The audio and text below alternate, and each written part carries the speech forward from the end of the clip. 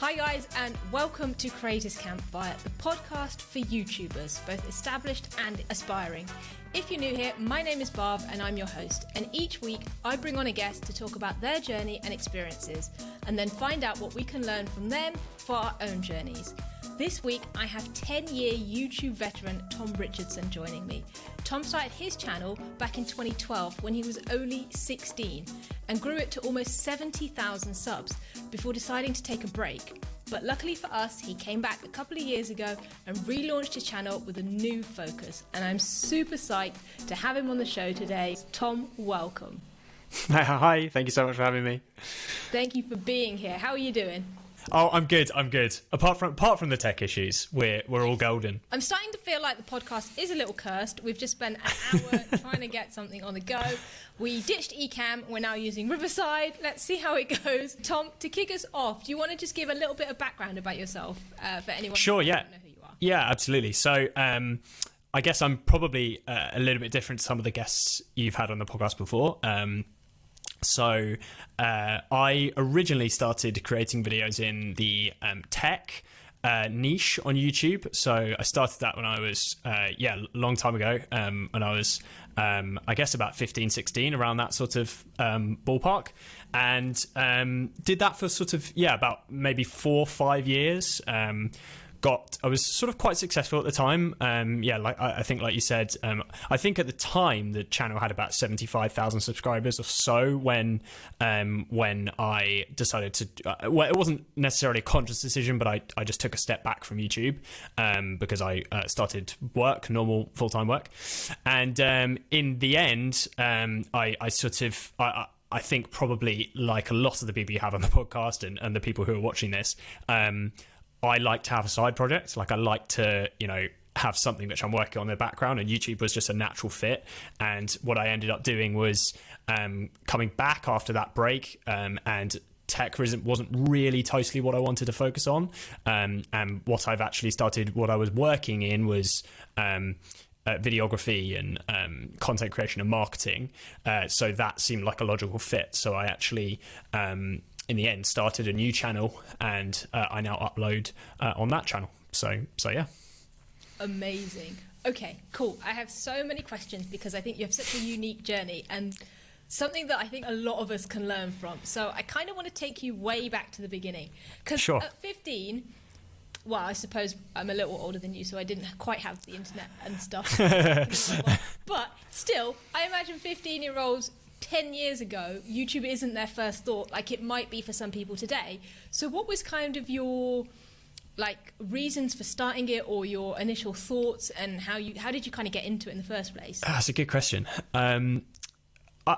It's a weird one, because I think when you are in that space, I think it's hard to imagine that other people aren't, if that makes sense. So I think we all, I was very wrapped up in watching YouTube all the time and watching the YouTubers that I was sort of aspiring to be like. So I guess for sort of context, when I was sort of at, that 70,000 subscriber mark-ish, Marquez, MKBHD was just hitting 1 million, that sort of level. So and then the biggest tech YouTubers were so Marquez was already definitely still majorly on the scene, but then there was a guy called I think his name is Mark Soldier Knows Best.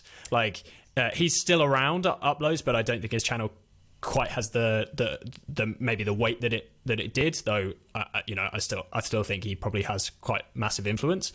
So I think it's hard to all of my friends, they weren't necessarily totally into the same thing that I was in, but that was still my world, even at that age, because I used to watch it all the time. And that was sort of what I was aspiring to be, and I think it's just become a bit more mainstream. I guess I was just a little bit more I'm just like the people who bought Bitcoin in 2015, not 2012, 2015. Yeah, no, that's so cool, because again, there are people that are even now are is it too late to start YouTube? Is it too late to start YouTube? And I think every single year we can see that it's clearly not too late to start YouTube. But you had such a head start, and to get into that so early and to create content and then build a channel so well at such a young age. You must have learned a lot of things. Were there any things that like stood out to you? Well, I mean, I think the amazing thing about YouTube is, and I actually do YouTube consultancy as well. That's sort of a service that I offer because I freelance as my job now. But the amazing thing about YouTube is, like, if you become a YouTuber, if you decide that you want to sort of take this on as a project, chances are that after you spend a couple of years doing it, you will be very good and very accomplished at sort of quite a lot of skills that people either pay a lot to learn about, be it through university or whatever, or online courses. And you'll just sort of pick those things up. So the thing for me, obviously, like the skill which I guess has been most valuable is video production. So like I'm a full-time videographer now. That's what I do. I'm self-employed, so I have I make videos full-time for clients, and I do that alongside my YouTube channel now, and that's very fortunately enabled me to focus a lot on the channel. But then the other aspect of that is that you become, like, I think I have in my presentation deck for businesses or marketing agencies about YouTube, I have a slide that says, like, at the end of this journey, you will be a multidisciplined content creator and digital marketeer, because that really is the truth. Like, you're going to learn all of these skills that are, just massively valuable in the online landscape. And there's not that many other social media platforms where that's the case. If you're an Instagrammer or you're a someone who's famous on Twitter, you're probably a little bit more siloed. So yeah. Yeah, no, that's awesome. So you kind of grew your channel and did it for, I think we said 5 years, and then I guess you then get a full-time job, and all of a sudden it's like, oh, I think I need to stop this now. What are the thoughts going through your mind, and like how easy or difficult was that decision for you? Yeah, I mean, I think at the time I didn't really put. So when I started working full time, so the landscape has changed a little bit from when I was then doing it. Then you can earn a bit more money, not like crazily more, but definitely a bit more money now. So if I had 75,000 subscribers on this existing channel, my new channel, I would be earning more money than I was then at 75,000 subscribers. So it is more sustainable as a job now, but. Just because of the different income sources, and I'm sure we might, come on to talk about that.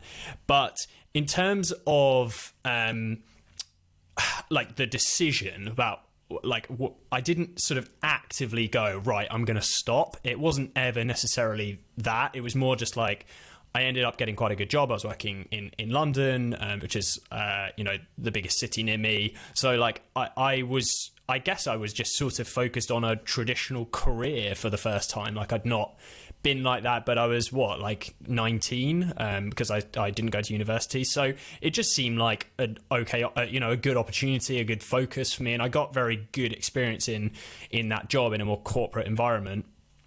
And really, it was just a trade-off of like I was just doing this, and when I first started, I tried to focus on. I tried to do YouTube alongside of it. It just got a bit overwhelming, and also I just sort of fell out of love with like, oh, here's a new phone, review the new phone. Here's another new phone, review the new phone. So it just wasn't super interesting to me anymore, and I think that's a natural progression of anyone really, just learning and changing and growing up. Yeah, I think that makes a lot of sense. But yeah, I guess it kind of, some things just naturally come to a close, right? You don't. Yeah, like go, oh, I'm gonna quit right now. It's just totally, and I think it's a massive thing to be able to make that type of decision, and obviously it comes with a certain amount of privilege. Like I was earning money on the channel, not like a crazy amount of money, but for like a 16, 17-year-old, it was like a very good part-time job. So it, like, the fact that I could just walk away from that is obviously, not everyone would be necessarily able to walk away from that money, but I was going to a decent job. But sometimes it's important to know when to stop. and like not be too worried about that. Like, I think in retrospect, everything says I should have carried on that channel. I'd be in a very different, like, maybe financial situation like now, because it just like I say, you know, Marquez was like, I think nearly 1 million at that sort of time when I stopped. So you probably just have to do the maths in terms of natural progression as to where that channel would be if I'd have carried it on and theoretically done well with it. Like, I'd probably have done, you know, quite well on the channel. But I think your heart has to be in it with this, and if it's not, then it's, you know, you just need to find something where it is. I think that's a really good point, actually, because there are some people that are like, I want to absolutely just blow up on YouTube, and I'm going to tick all the boxes basically to grow super fast and hit that. Mm-hmm. But I think when you kind of fall out of love with it, it comes across you can see it in your work that you're not enjoying it as much, and I think it has an impact on your kind of production anyways and your content, and I think people can see it. So yeah, I completely agree with you. If you're not kind of like feeling it, it probably is best to take a step back, whether that's a break, whether that's, you know, a complete stop or whatever. So it makes sense. I know hindsight's a wonderful thing, and we're like, oh, I could have been like 1 million subs, but yeah, you never know where that's actually going to go, right? Because no, like completely. And it's interesting because on the one hand I have that view, and then on the other hand, I'm actually, anyone who knows me, I think, you know, I've had lots of chats with other UK creators. Like we talked in like clubhouses quite a lot about, you know, YouTube growth and stuff. And on that side, I'm actually very practical and analytical. And in terms of like, I'll do really what like, there's me saying like, your heart needs to be totally in it and you need to be doing it for the right reasons. I'll actually be pretty tactical with like all the videos that I'm doing, the type of videos that I'm doing, and it's essentially like a bit of an action plan, which is a bit counterintuitive to what I was just talking about with like, you know, doing it for the right reasons. But I think there can definitely be an overlap, and most importantly, I'm just interested in the stuff which I create videos on now. So I think that's the most important thing. Yeah, I definitely think there's a balance, actually, and we will come back to this because I had some more questions on this, but there is a balance, right? You if you just put whatever you want out there without paying attention to it, then you're not going to grow at all, and then it'll be pointless, because if you want to make it into something that's going to bring income, then yeah, definitely, that's not going to work. And so, or you could go too far the other way. So yeah, I absolutely think there's a balance, and I think it's the right thing to do, to be fully aware of those things, as long as you do still enjoy it, right? You can still make a strategic decision and enjoy it, versus I'm going to make a strategic decision that I actually hate. And so yeah, no, that makes a lot of sense. No, totally. Okay, so you then take this break, but then you decide it's time to come back. What are the kind of thoughts coming through your head? So you've already mentioned how that you wanted something on the side. So did something change, or what was going on? Yeah, so I guess a few fold. So first of all is that you know, I have always been one of those people. Like I think we're I guess we're like that sort of millennial age bracket, where like we're definitely quite a sort of entrepreneurial age group, and we get stick for it sometimes, but overall I feel like it's a positive thing. The Gary V audience, let's put it that way.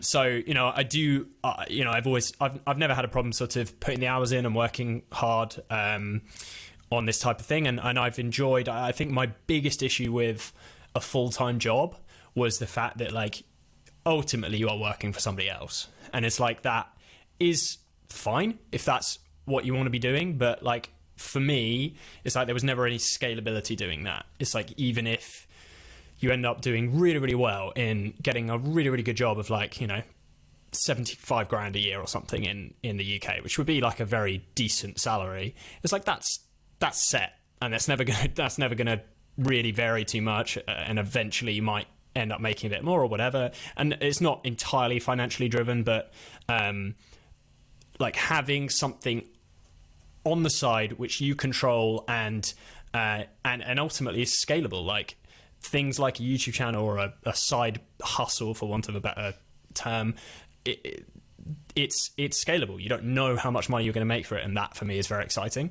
So yeah, no, I actually, I'm having similar thoughts about the full-time thing. So I'm also doing the side hustle thing of the podcast and the YouTube channel, and I have a full-time job that I've worked at for like 10 and a half years or whatever now. Right. Bonkers. But it's the kind of mentality, at least I was brought up, that, you know, school, uni, work, retire when you're like, we'll probably be 120 by the time we get there. and then you can enjoy your life, which is a bit crazy. And I think, luckily for me, people on YouTube have shown me that that's not the only way, and there are alternatives. And all of a sudden I'm like, oh, I don't have to follow this laid out path that my parents from 50 years ago were told was the right thing, because that's not necessarily the right thing for everybody anymore, and there are other options out there. So that's like completely. I think I don't know, I might be skipping ahead in terms of the questions here as well, but like what I've been relatively proud of, the fact which I've managed to achieve, is like I know that YouTube is a good growth area for me, in terms of like, if I see myself in 5 years, I'd probably have more exciting prospects from my YouTube channel and the stuff I'm doing online than my freelance work. And what my freelance work has enabled me to do, and it was quite a big jump for me to go freelance after being employed for 4 years on a full-time salary, to go self-employed is quite scary. And but what that has allowed me to do is genuinely dedicate a lot of time in the week to my YouTube channel, even though it's not necessarily paying the bills right now, or it does a bit, but not to the level which I would need it to. So it's an investment in time, and doing this has allowed that, like, because outside of that, I've done 50 videos in the past, or more than that, 65 videos or something in the past year or so on the new channel, and I needed to do that, in my opinion, to kickstart it. And that just wouldn't have been possible really if I was still working full time. I would have been on the floor. So yeah. Yep, totally agree. Which I'm sure you empathise with. Completely.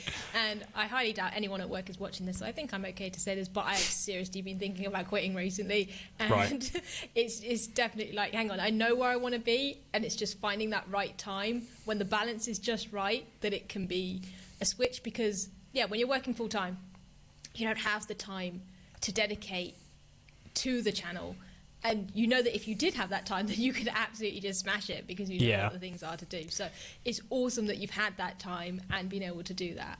But actually, take me back before I carry on. That decision to go and freelance, what was that like for you in your mind, and how did you kind of come to that conclusion, and almost how long did it take you?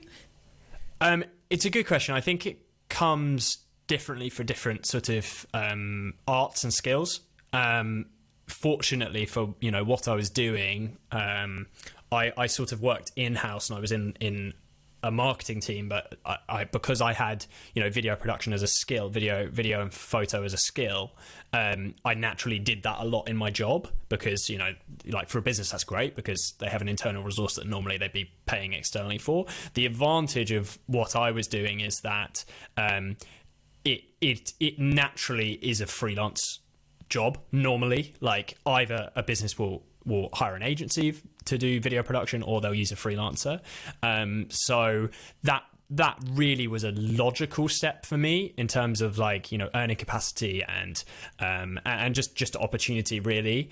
It's unusual really for a business to hire a videographer in-house unless that company is an agency. So it was a natural step. So I don't know if it was necessarily as daunting as it could have been. The daunting stuff came more in regard of like, am I gonna get enough work, and do I have enough contacts, that type of thing. So no, that makes a lot of sense. I guess that's a great situation to be in, that it's not so much of a switch for you, but still scary. I mean, also, for instance, if you were talking about you, for instance, is that it's like there are advantages and disadvantages. Like, if you're a data analyst, you would probably contract more than freelancing, right? And you'd probably end up getting like 6-month contracts or something. And I don't get that, right? It's like my job served 3 days, and then I need to look for another one. So it's just peaks and troughs, really. So yeah. No, that makes a lot of sense. Okay, so you've made this decision to come back, and you come back with a bit of a relaunch and a bit of a different direction for the channel. So initially, the first channel was more about tech and like phone videos, I think, predominantly. Mm-hmm. And then you've come back and you've gone, hang on, we're now going to be talking about making content. What differences were there for you strategically, maybe coming back and with the direction channel versus, I guess, the first time? Yeah, so I guess I'll walk the listeners through it briefly. So 3.5 year gap, 3.5 to 4 year gap on the channel, roughly. No uploads, like completely dead. Probably lost like 5,000 subscribers in that period, just from like inactive accounts as normally you would.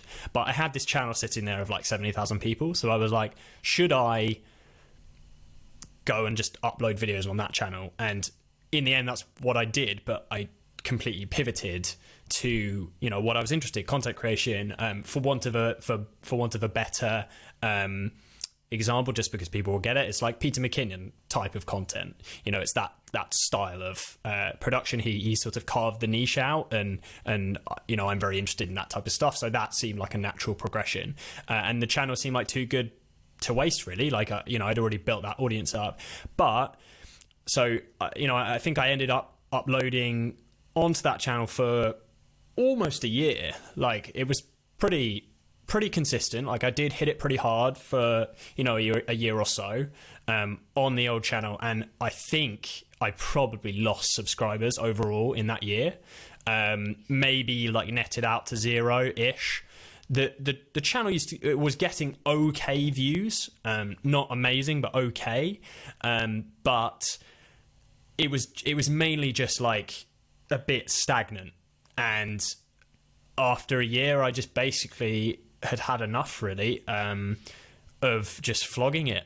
So I just, I wanted to give the algorithm a fresh look at what I was doing, as opposed to just like flogging something which I knew basically. And I think I weighed it up in my head, like, in a year's time, what's the most likely outcome from this channel? And the most likely outcome after spending that year was I would be in the same position, because there's just no guarantee that it would have improved.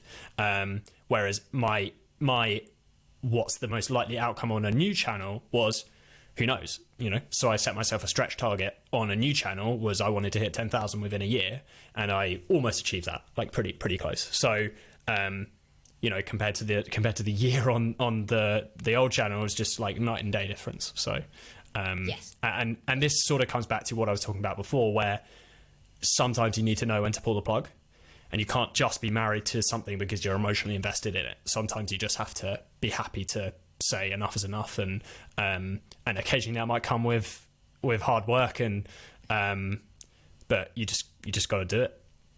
Yeah, no, I think that's such a great mentality, and something that I think people find difficult to do because of all the time and like that they've invested. Like, again, if you look at your channel and you've got 70,000 subs, you're like, oh crap, I have to leave this behind. It's not an easy decision for people to make. So amazing that you did that. Amazing that I'm giving it to you. I think you hit 10k in a year. Like, give or take. That's 10k in a year, okay? So congratulations. It's an amazing Thank you. Take it. Don't tell anyone any different. But yeah, I guess it is quite a scary thing. But, and again, hindsight's a wonderful thing, but we look back and you can quite clearly see that was the right decision to make. And you've now got this great channel. You've built it from the ground up. You've got people that know exactly what you're about, and you're doing the stuff that you want to do without feeling, I guess, what quite potentially was incredibly disheartening for a year. Yeah, well, that's exactly right. And, I think it would be the advice that there's a few creators, like, I won't name anyone here at the moment, but there's a few creators that it sticks out in my mind, where if we were having candid conversations, I would give them the same advice that I had to, unfortunately come to the conclusion of myself. It's like they might have an okay subscriber number, but in my opinion anyway, you need to really be looking at how active is your audience. It's like, that's the most important thing in terms of YouTube, or any social media platform, really. It's like your engagement is everything.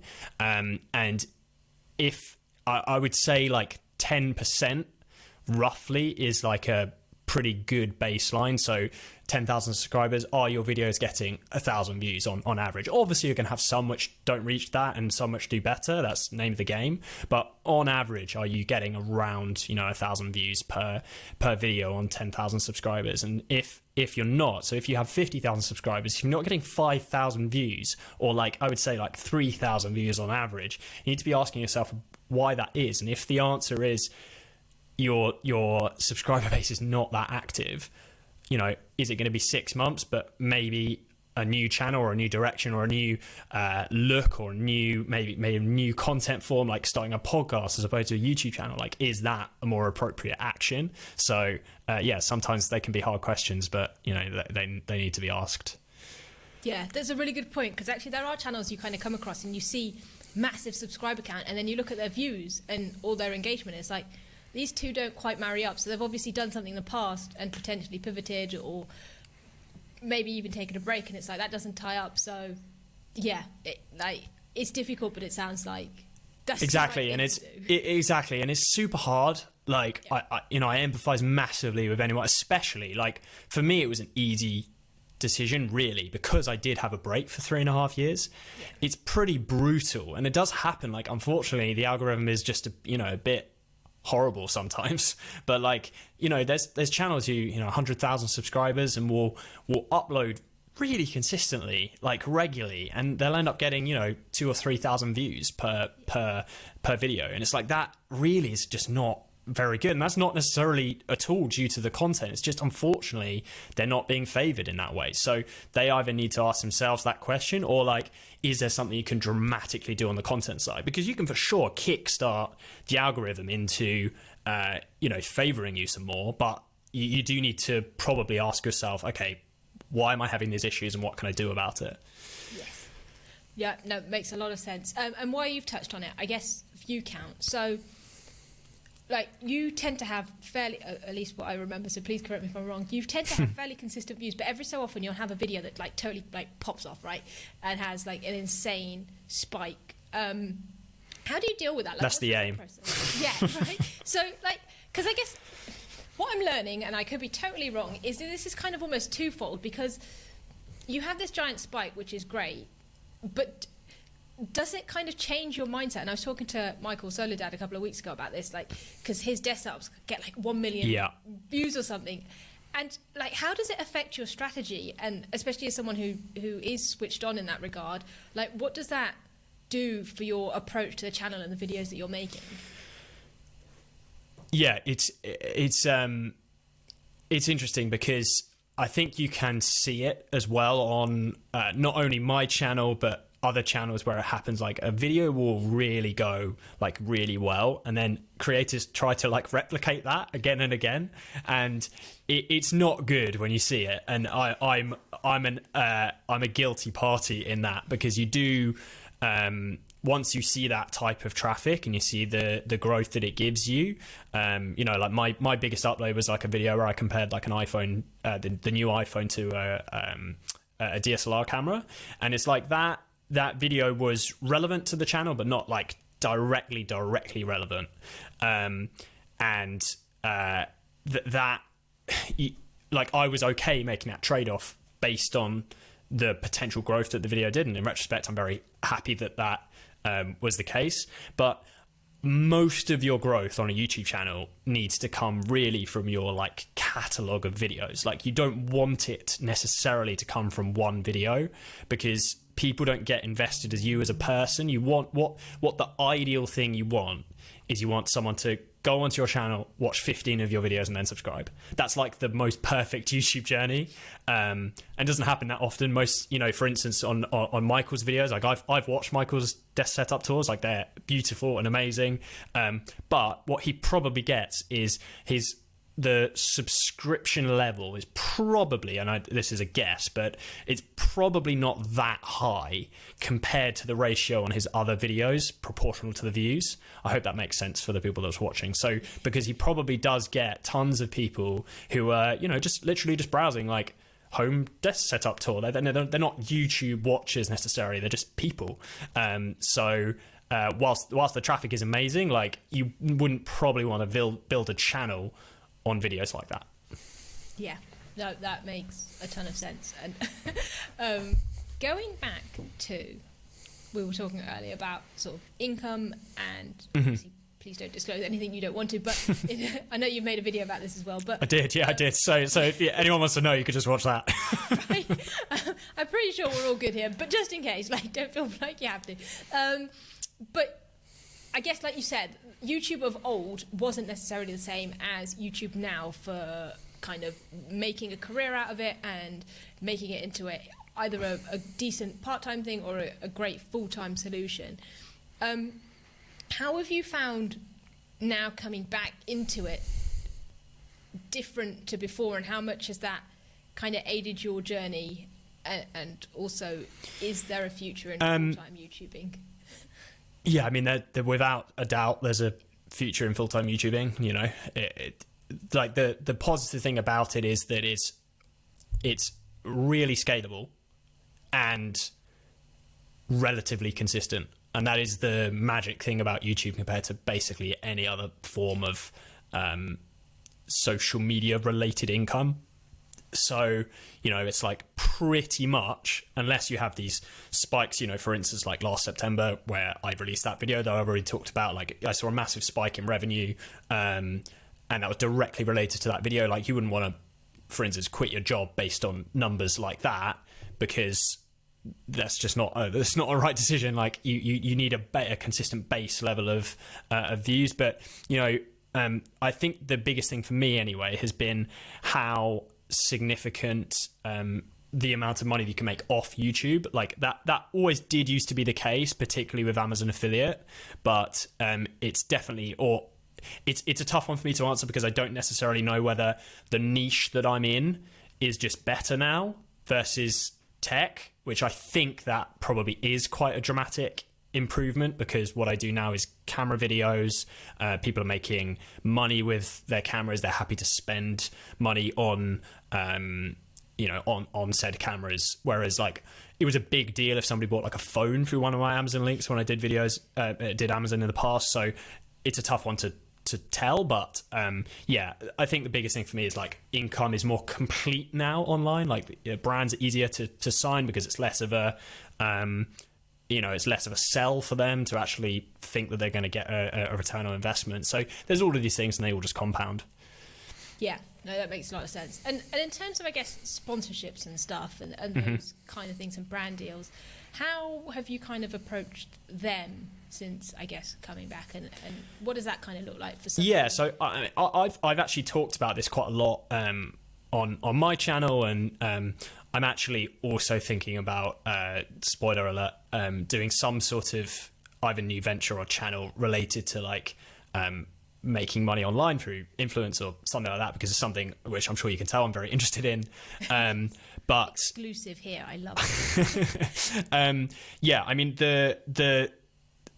I think fortunately because of what I do in my day job now, I have a lot more weight to be able to say, I'm not going to do that project for that sponsorship fee, because I can literally just say to them, well, I make more money than that freelancing, so why would I do it? Why would I, one, spend the time, or two, include my reputation on a sponsorship that's going to pay me $150? Like, it literally doesn't make sense, because I can give them my day rate and it's going to cost 4 times that whatever to produce the video. So that's quite a nice thing for me and what I do. So I know that some YouTubers do struggle with that a little bit, because they don't, like I said, I'm fortunate that fits into that. I think the biggest advice I could give anyone who's wanting to start with sponsorship deals is that when you're starting, I would say like really below like 50,000 subscribers ish,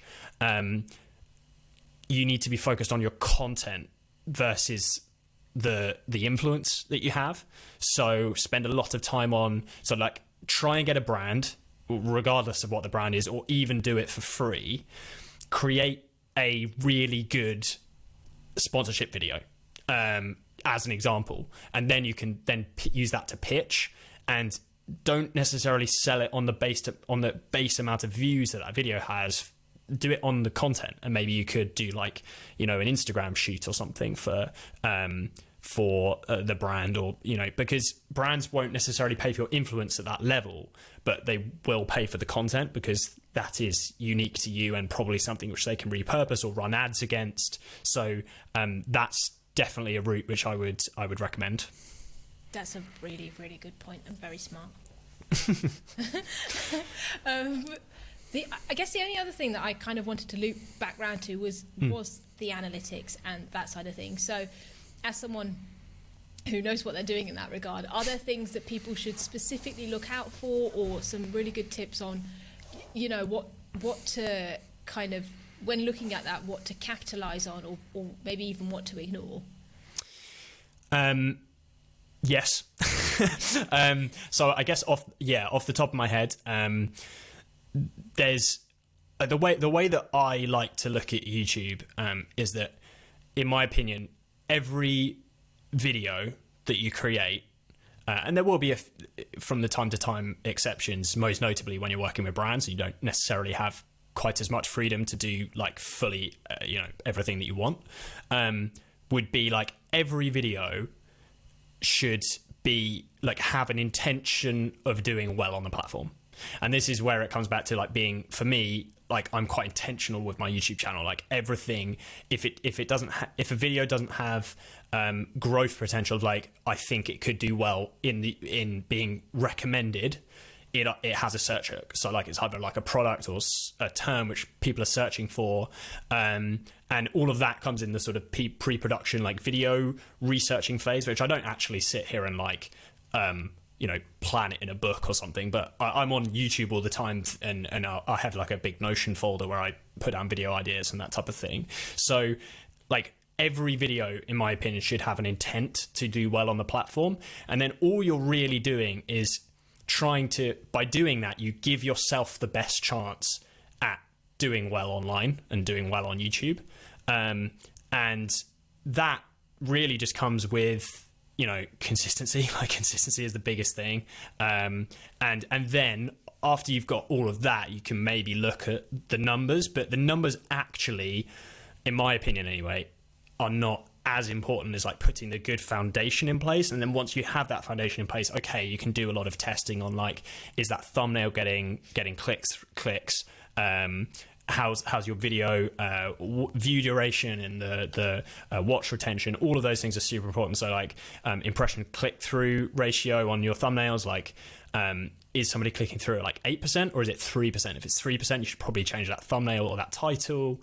The retention, like if your videos are being watched at 2 minutes for an average duration of 2 minutes, maybe say that it's like a 10-minute video, that's pretty bad. So you need to think about how you can try to keep people there for longer, and you know, none of these are necessarily a quick fix answers. These are things that you need to increment and improve, and unfortunately there's stuff which you need to sort of learn for yourself and figure out for your audience, but yeah, those I guess are the biggest things. Yeah, that makes a lot of sense. And you're right, I guess it's going to very much depend on your content, your niche, your audience, and those kind of things. And yes, I was clearly looking for a quick fix. I was like, Tom, fix my channel. No, but for instance, like you know, as a good example, it's like a 4-minute average view duration on one of your podcast episodes would be awful, but like on my videos, 4 minutes is decent, because like that's like what, 40% of a 10-minute video. Like that's okay. It's not amazing, but it's okay. Or 50% of an 8-minute video, that's getting, you know, decent. But yeah, it needs to be sort of thought about proportionally to your channel performance. Yes. Okay. That makes a whole lot of sense. Is this how this goes? Like you end up sort of you're like asking for general YouTube like chats, and you just end up getting like a YouTube consultancy session from different creators. It's all a ploy. I don't even think I'm like secretive about it. I'm like, I used to even have a little segment that was selfish questions. I love that. Like 3 or 5 questions that I need help with. Go. That's amazing. I mean, you've got some of some of the YouTube channels you've had on, like Gerald and stuff like that. I bet they've like got some of the best answers ever to stuff like that. So right. So yeah. The Ali Abdal one was like, Oh, yeah. I ended up getting coached, and it was insane. Yeah. I was like, hang on, this isn't how it was supposed to go, but it definitely gave me a kick up the backside that I needed. Because, That's so cool. Yeah, and again, it comes back to exactly what you're saying, in that every video needs an intention. I was thinking of YouTube as almost a hobby. It was like, something I want to do, but I hadn't fully committed, even though I knew mentally that it was exactly what I wanted to do. There was some kind of fear or barrier there that was stopping me, and he was like, you need to treat it like a business. Yeah, I think you do. And I think what's super interesting is the people at like the top of the game, in terms of like, you have like David Dobrik, maybe not quite so much anymore, but like he's still very much there as a presence. Mr. Beast, they have definitely mastered like making it look incredibly casual, but every video has an intent. Like nothing is by accident, even though it all looks it, because they know that like in terms of scale, it's like they need to be appealing to everyone on the platform, or as many people as possible. But so you do that by making it casual, but everything is planned to the highest degree, because they're maximizing their chances of making it successful. Yes. Yeah, no, makes a whole lot of sense. Right, Tom, I know I've taken an insane amount of your time. It's mainly my computer not working, but yeah. No. There's all sorts of stuff going on. It is not your fault. But we made it. I really hope this is recorded, because I might have So a do I. breakdown if it wasn't. Yeah. But no, Tom, this was an amazingly useful and fun conversation. So firstly, thank you so much for joining me. Thank you for having me. No worries. And secondly, I just want to say, because I don't think I have, that I really love your videos, and I'm so glad that I found your stuff, because yeah, top stuff. And actually, the other thing, I was watching your like commercial videos as well, where you make ads, and I was like, damn, they're so cool. Yeah. I mean, it's something which I want to improve on, because they're not perfect, but they're getting there. So yeah, they look good to me. So I will link everywhere where people can find you, but do you want to just do your own little sales pitch of where people sure, yeah. I mean, you can type in Tom Rich. I abbreviate my second name online, so Tom Rich. Literally just type that into the YouTube search box or any other social media platform, and you'll be able to find me. But yeah, YouTube is the place which I guess I'm sort of most active. That and Twitter, where I actually talk, because you can't do that on YouTube. So yeah. Perfect. Brilliant. Thank you. Yes, I will link everything up below, so whether you're watching on YouTube or listening to the podcast, it will be linked for you to find. But no, this has been amazing. Tom, thank you once again. And thank you so much. I'll see you next week, hopefully. Bye, guys. Bye.